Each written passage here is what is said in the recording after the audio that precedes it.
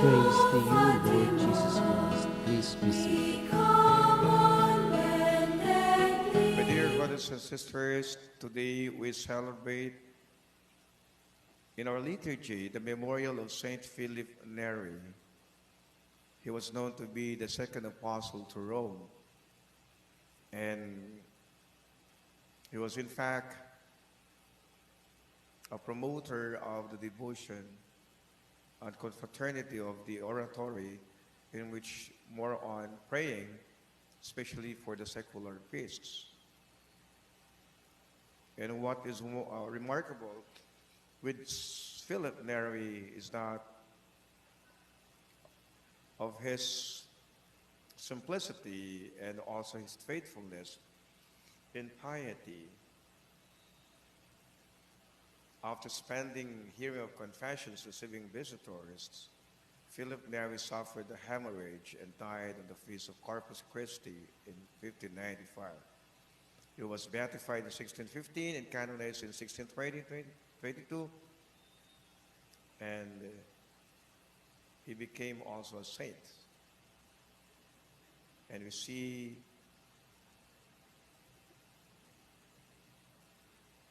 what we can learn from Saint Philip Neri is his approach to sanctity was actually a Catholic, all-embracing, and this is what we celebrate today. We have heard also a beautiful gospel reading today that it rings, that it's like familiar. We have heard about this. This was actually a question prior to the journey of Jesus to the Calvary, when he asks Peter for 3 times, "Do you love me?" And Peter said to Jesus, "Yes, Lord, I love you." But we know that Jesus confronted Peter saying, "Peter, you're going to deny me for 3 times before the cock crows." And it happened. And again, Jesus is asking again, Simon Peter. Jesus said, "Simon Peter, Simon, son of John, do you love me more than this?" And Simon Peter said, "Yes, Lord, you do that I love you." And Jesus said to him, "Feed my lambs." "Simon, son of John, do you love me?" And Simon Peter answered him, "Yes, Lord, you know that I love you." And said to him, "Tend my sheep." And the 3rd time, "And Simon, son of John, do you love me?" And Peter was distressed. Because when people ask you for a 3rd time, it's a little bit insulting. Does it just show that there is a reservation? Just show that they doubt your answer. It's just show that they would like to establish the certainty and the honesty of your answer. So he was being insulted. He got offended. When Jesus asked him for 3rd time, Jesus only wanted to be sure. And the 3rd time, when Jesus said, "Do you love me?" "Lord, you know everything. You know that I love you." And Jesus said to him, "Feed my sheep."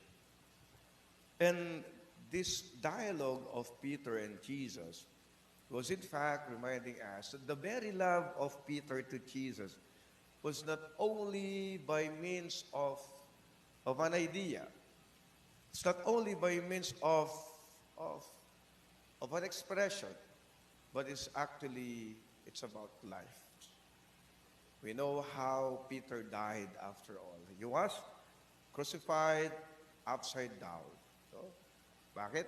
Sabi kasi San Pedro, "Hindi ako karapat-dapat na mamatay katulad ni Jesus." Kagaya sa pagkamatay ni Jesus. Kaya si Pedro din ay pinako. So, he was also crucified. But it was upside down. Pabaligtad. And you see, Peter, after all, he meant what he said when he said he loved Jesus. As we celebrate the feast of Saint Philip Neri today, and as we are being reminded by this beautiful gospel of exchanging of words and dialogue between Jesus and Peter, we are also once again reminded that we are also invited and asked these questions. How do we love Jesus? How do we love Jesus every day? And we hope that loving Jesus is not only by saying, "Yes, Lord, I love you," but a response and a yes that is seen throughout our actions of caring, of loving, of being good and kind to one another. When we say, "I love you, Lord," let us mean it by our actions and day-to-day life. Amen.